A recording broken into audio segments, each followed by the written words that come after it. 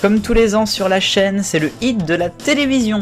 Et pour cette troisième édition, vous pouvez élire vos chaînes préférées dans la catégorie chaîne historique, chaîne TNT et chaîne d'info. La période va s'étaler uniquement de juillet à mars puisque on ne compte pas la période du confinement. Merci à tous ceux qui ont déjà voté et pour tous les autres, n'hésitez pas à y aller, ce sera le lien qui est dans la description. Merci à vous.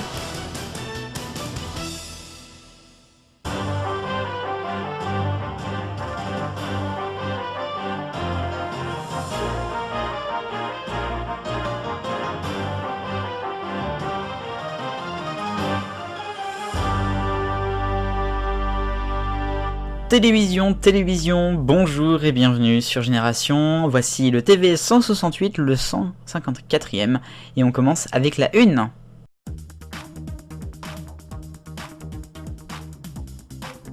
Et à la une du TV 168, une grosse surprise dans la télévision française.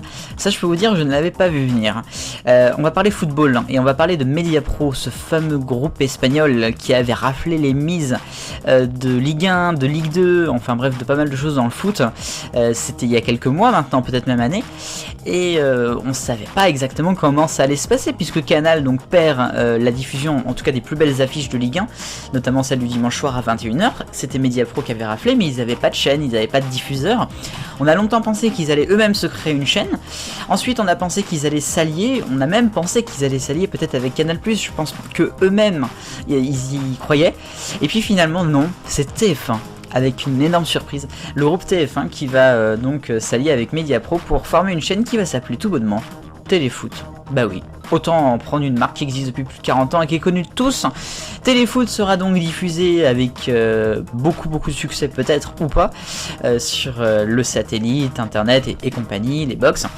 Ça sera une chaîne qui diffusera donc les meilleures affiches de Ligue 1, notamment celle du dimanche soir, commentée par Grégoire Margoton et Vicente Lizarazu, donc autant dire le groupe de TF1 quoi.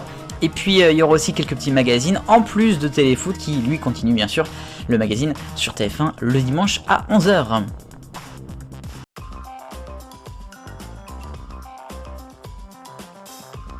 Le TV 168 continue et voici mon rayon de l'actualité télévisuelle et on continue dans le sport et dans les droits télévisuels avec le rugby. Canal+ qui a trouvé un accord financier cette semaine avec la ligue de rugby concernant les matchs de top 14 et de Pro D2 notamment qui n'avaient pas été diffusés à cause de ce confinement depuis donc la mi-mars. C'est quand même quelque chose de bien pour eux et ils ont un peu taclé la Ligue 1 avec qui ils avaient également trouvé un accord financier mais un peu plus dans le mal. Dans l'actualité, on a Jean-Pierre Pernaut, la légende JPP, qui va revenir aux 13h de TF1. Ça sera lundi et ce sera la première fois depuis le 17 mars, puisqu'il était confiné chez lui. Il y avait quand même une présence, puisqu'il présentait le 13h à la maison, une petite pastille de quelques minutes à la fin. Mais c'est quand même Jacques Legros qui l'a encore remplacé et depuis déjà plus de 20 ans. Ça fait 32 ans que Jean-Pierre Pernaut au total présente le journal. Et puis on retourne dans le sport avec les chevaux, les courses de hippiques, avec le Quintet qui va débarquer, attention roulement de tambour, chez RMC Découverte. Oui, après entre autres TF1, France Télé et très récemment M6, voici donc RMC Découverte qui diffusera le fameux Quintet de 13h50, et puis le week-end, ça c'est à 15h15, avec leur journaliste maison. Bonne chance à eux alors dans la course.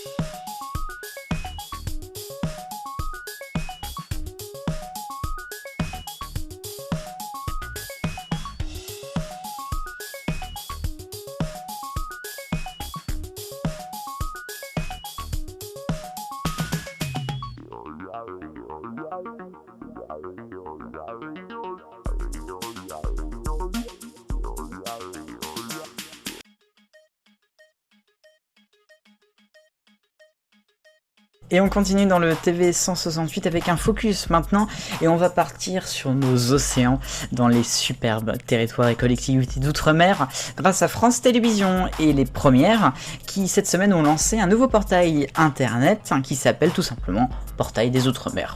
On peut pas faire plus simple. Alors en fait c'est tout bonnement un rassemblement sur le site france-tv-info.fr de toutes les premières. Alors ça avait déjà lieu mais c'est un peu différent puisque là c'est beaucoup plus clair, c'est beaucoup plus instinctif et on va pouvoir très facilement retrouver en continu l'actualité 24 heures sur 24 des Outre-mer. C'est-à-dire en fait qu'il y a 4 tranches d'heures où les 4 bassins des chaînes de télévision et des chaînes de radio, parce qu'il y a la radio aussi dans les premières, vont s'occuper d'un fil d'actualité sur le site. Par exemple, de minuit à 6h, c'est le bassin Pacifique, de 6h à midi, c'est le bassin Indien, de midi à 18h, c'est la France, c'est-à-dire Malakoff, le siège de France O à Paris, et puis 18h à minuit, c'est le bassin Atlantique.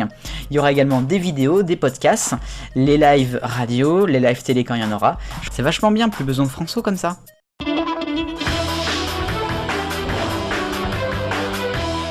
Mon point cette semaine, et on va parler de Fort Boyard, le jeu culte de l'été qui reviendra début juillet sur France 2 et dont les tournages vont commencer jeudi prochain en Charente-Maritime. Vendredi matin, il y avait Alexia Laroche-Joubert, la patronne de ALP, Adventureline Productions, à Europe 1, qui a lancé une sorte d'appel à l'aide puisqu'elle a très peur que Fort Boyard ne puisse pas se faire et même plus que la société de production sombre à cause d'un manque de budget, notamment pour payer les assurances. Par exemple Fort Boyard cet été, avec tout ce qu'il faut faire pour le Covid, toutes les mesures sanitaires, il va falloir beaucoup plus d'assurance qu'à l'habitude et il y a un petit peu des problèmes d'argent.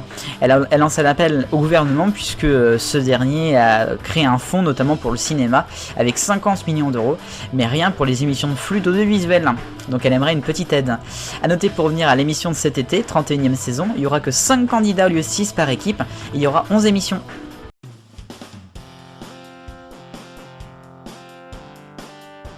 On termine avec l'agenda, la semaine prochaine à la télévision, tout à l'heure sur France 2, le jour du Seigneur, comme tous les dimanches, mais cette fois-ci spécial, consacré au Covid, sur toutes les religions d'ailleurs.